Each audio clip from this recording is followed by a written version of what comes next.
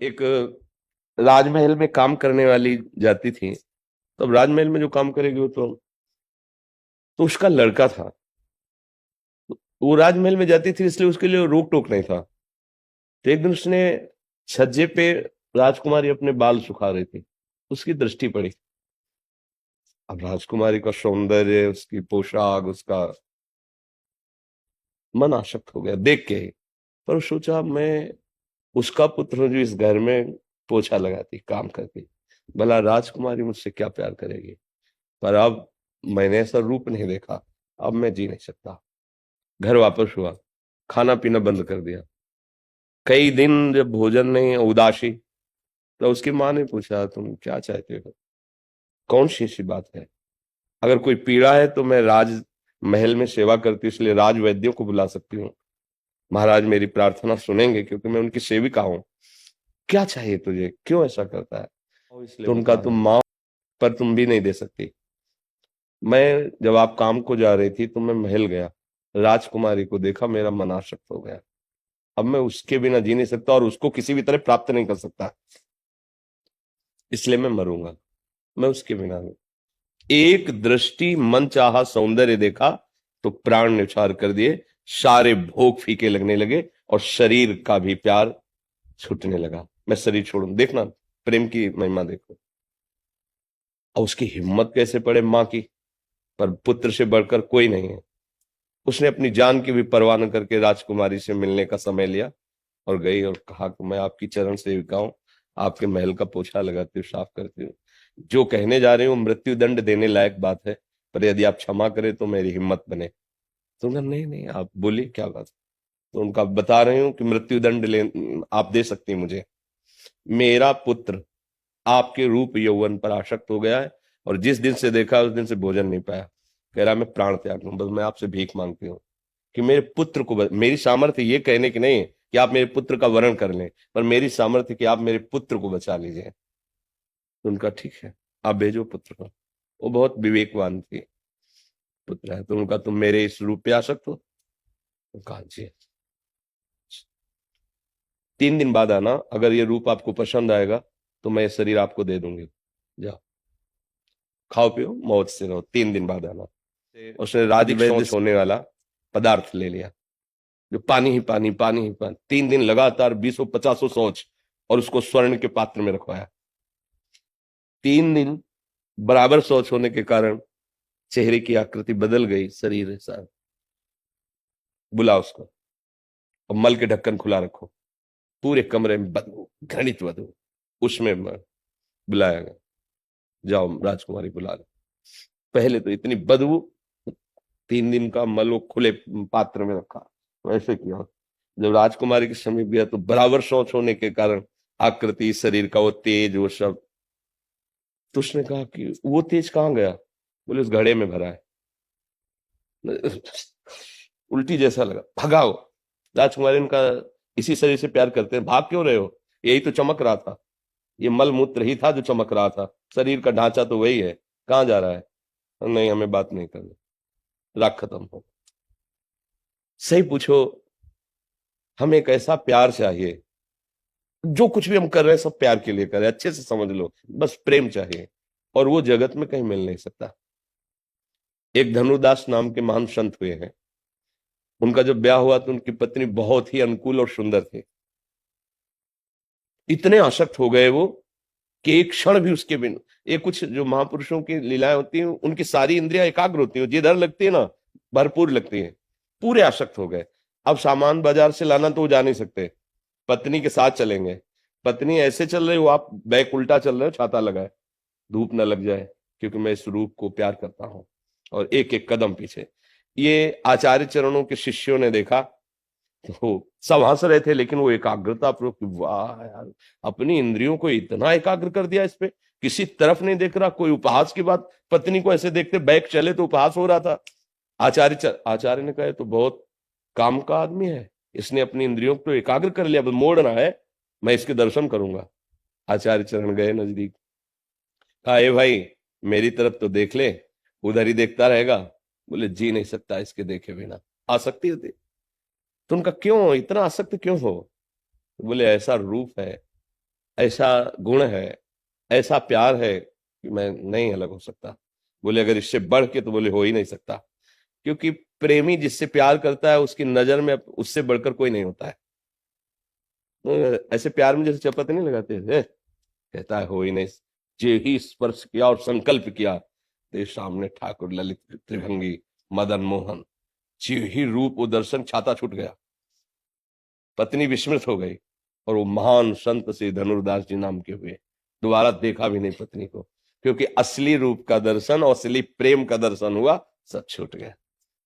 गोस्वामी श्री तुलसीदास जी महाराज जिस दिन से ब्याह होके आया, एक क्षण के लिए भी मायके नहीं जाने दिया। कामी पुरुष अलग होता है, प्रेमी पुरुष है। कामी पुरुष कहीं भी हो अपनी काम वासना की, प्रेमी जी नहीं सकता जिससे प्यार करता है। अब जब उनके भाई आते तो बहाने से लौटाल देती, बता नहीं पाती थी कि हमारे प्रिय पति इतना आसक्त हैं कि मैं। एक दिन वो किसी पुरोहिती कर से किसी जजमान के यहाँ गए हुए थे, बस कुछ क्षण के लिए, लौट के आए तो भाई के साथ माँ आदि के दर्शन करने चले। जो ही सुना तो वैसे ही लौट पड़े। संध्या काल हो गया था, नदी पार की बड़ी कहानी है, छत से जाके आंगन में कूदे, तो निकल के आए, देखा, उसका धिक्कार तुम्हारी आसक्ति को, जितना इस चाम पे आसक्ति करते उतना राम पे करते, महान हो जाते। बस कदम पीछे हटाया और कहा आज से मैं तुम्हें गुरु मानता हूं। दोबारा देखा नहीं। राम राम राम, इतने बड़े महान संत बने। चिंतामणि पर अत्यंत आसक्त बिल्व मंगलाचार्य, जिनको कहा गया बिल्व मंगल जी अपनी आंखें फोड़ ली थी सुई से।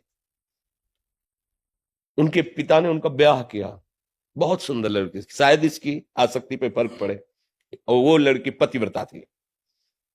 एक बार भी उन्होंने बात भी नहीं की, और उसकी सारी जेवर लेकर चिंतामणि को, सब संपत्ति, इसी शोक में माता पिता मर गए।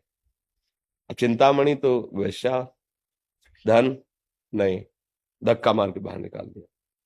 आज ये अपनी पत्नी के पास गए, रो के कहा मुझे बचा लो, अगर मुझे धन नहीं मिलेगा तो वो मेरी तरफ देखेगी नहीं, अगर देखेगी नहीं तो मैं जीऊंगा नहीं। आज अपनी पत्नी से देख। पत्नी ने कहा हमारे पास तो एक सुहाग का वो होता है माला, क्या कहते हैं उसको, मंगल सूत्र, वही आप ले लो, कम से कम आपको देख लेगी, आपको सुख मिल जाएगा। कहानी पूरी बड़ी है। उसने कहा कहां से लाए, उसने कहा अपनी पत्नी से। फिर क्या लाओगे, फिर कुछ नहीं मिले। निर्मम, जब तू अपनी पत्नी का ब्याह ही हुई का, उसका नहीं हुआ, जो इतना प्यार करती है कि तेरे लिए मंगलसूत्र, तू मेरा क्या, तू उनके पास आदमी तो धक्का मार के निकाल दिया। अब कोई रास्ता नहीं।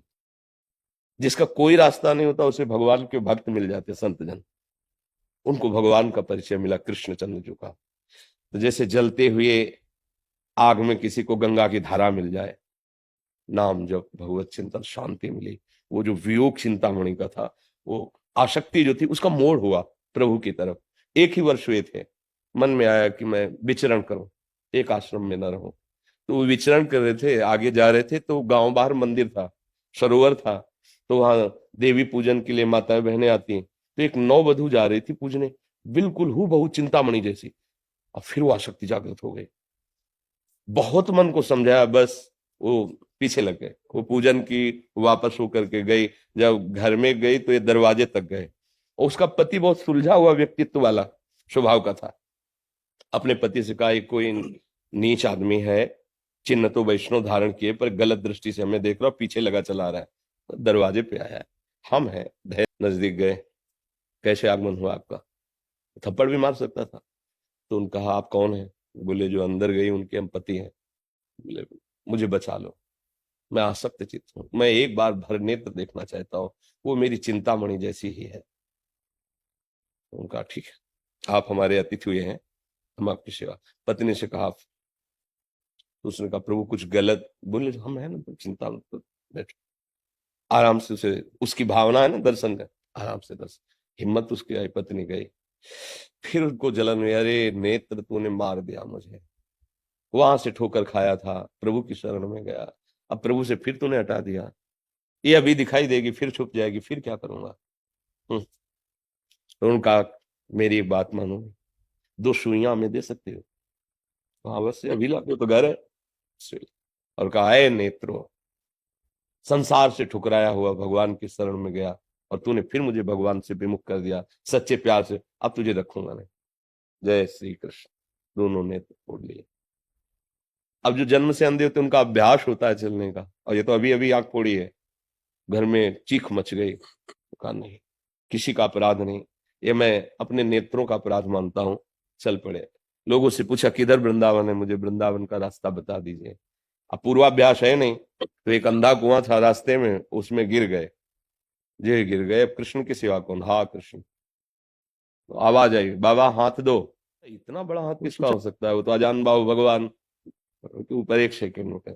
इतना सुकोमल, इतना सौरभ, इतना भगवान छुड़ाए, समझ गए। तो उनका बाह छुड़ाए जात हो निबल जान के मोहे, और हृदय से जब जाओगे तो सबल सराहूं तो है। वो महान आचार्य बने, बिल्व मंगलाचार्य, श्री कृष्ण प्रेम की मूर्ति। हमारा मन प्रेम चाहता है सच्ची माने, पर वो जगह जगह धोखे खाकर फिर भी संसार में ही उसकी पूर्ति करना चाहता है, ये गलत बात हो गई है।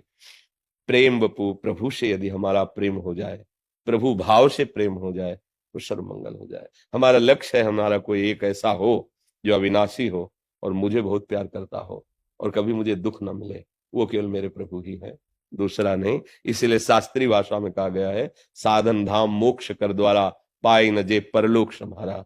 संस्कृत में कहा गया, दुर्लभो मानुषो देहो देहे नाम क्षण भंगुरा तत्रापि दुर्लभम मन्ये वैकुंठ प्रिय दर्शनम। ये जीवन भगवान और भगवान के प्रेम करने वाले महाभागवतों के दर्शन के लिए मिला है। हमारा जीवन धर्मयुक्त हो और भगवत प्राप्ति हो, अर्थात मैं भगवत प्रेमी बन जाऊं।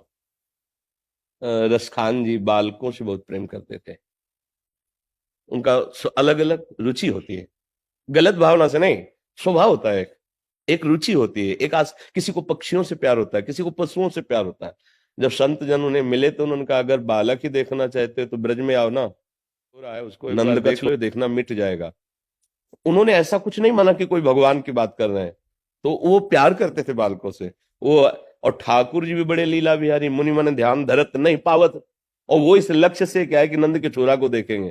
तो देखा, करधनी बांधे हुए, छोटा सा ऐसे पीताम्बर और ऊपर झगुलिया पहने हुए और बंसी, और लुट गए। तब वो कहते हैं, मत जाना मत जाना, ब्रज की गलियों में मत जाना, एक ऐसा चोर खड़ा है जो तुम्हारे चित्त को चुरा लेगा, कहीं का नहीं रखेगा। अर्थात असली जब प्यार मिला रसकान जी को, बिक गए भगवान पर और कृतकृत हो गए।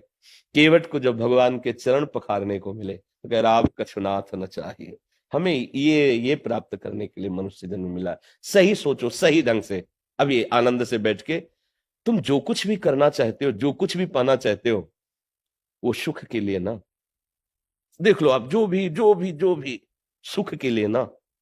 क्या जो जो तुम सोच रहे हो वो किसी के पास नहीं है क्या? होगा क्या? वो सुखी है? वो कुछ और चाह कर रहा है। अर्थात अभी सुख का ठिकाना किसी को नहीं मिला। सुख का ठिकाना है सुख सिंधु भगवान। और जहां भगवान से वास्तविक अपनापन हुआ तो फिर कुछ नहीं चाहिए। जा ही न चाहिए कबहू कछु तुम संसार। प्रेमी को कुछ नहीं चाहिए। वो लैला मजनू की प्रेम की बात सुनी होगी, बहुत व्याकुल होकर के मजनू पुकार रहा था, लैला लैला। तो अहेतुकी कृपाल भगवान है, वो आए, उन्होंने कहा, तेरी विकलता देखकर मुझे चैन नहीं, तू मेरा दर्शन कर। कौन हो तुम? तो उनकी भाषा, वो बोलते हैं जो अपने भगवान का नाम लिया, मैं वो हूं। तो उनका नहीं, मुझे तेरे दर्शन है। अगर तू सामर्थ्यशाली है तो लैला का रूप रख के आता, मैं तुझे देखूंगा। ये नेत्र उसके सिवा किसी को नहीं देख सकते। प्रेम देखो ना, शरीर की परवाह नहीं, प्राणों की परवाह नहीं, किसी के कोई पर, ये बड़ी सूक्ष्मता से देखो। प्रेम ही परम विश्राम है। हम अपनी आत्मा से प्रेम करते हैं, इसलिए शरीर को भूल से बहुत अपनी आत्मा मान बैठे, तो सारा प्रेम इसी से है। अगर शरीर पे आ जाए, तुम्हारा बहुत प्राण प्रिय दोस्त है और तुम्हें पता चल जाए कि ये हमें नष्ट कर देगा, तो पहले आप नष्ट कर दोगे, क्योंकि देह प्राण ते प्रिय कछुना है। और जब आपको ये पता चल जाए कि आत्मा की प्रियता के सामने ये देह कुछ नहीं है, क्योंकि सब लोग जब वो आत्मा अंतरहित हो जाती है तो देह को जला देते हैं। अगर ये ज्ञान वास्तविक टिक जाए, जो अंतिम समय सब कहते हैं राम नाम सत्य है, ये सत्य नहीं है, जिसको ले जा रहे हैं देख लो क्या है।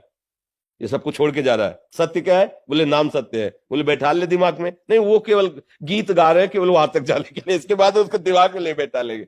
तो आपने जो प्रश्न किया वो सत्य विषय यही है कि हम भगवान के अंश हैं और हमें प्रभु से प्यार करना है। अगर उनसे प्यार नहीं हुआ तो सब गड़बड़ हो जाएगा, पूरा जीवन हमारा व्यर्थ चला जाएगा। वही जब तक सबके अंदर है तो हम किसी से भी प्यार करते हैं तो होती उन्हीं की आकर्षण वृत्ति पर हम जान नहीं पाते और नाम अलग दे देते हैं, रूप अलग देते हैं। ये मेरी प्रिय पत्नी है, मेरा प्रिय पुत्र है, पर होता वही है। और जब वो अंतर ध्यान हो जाए तो रख लो भला प्रिय पुत्र और प्रिय पत्नी को, अर्थात सबका प्यार का केंद्र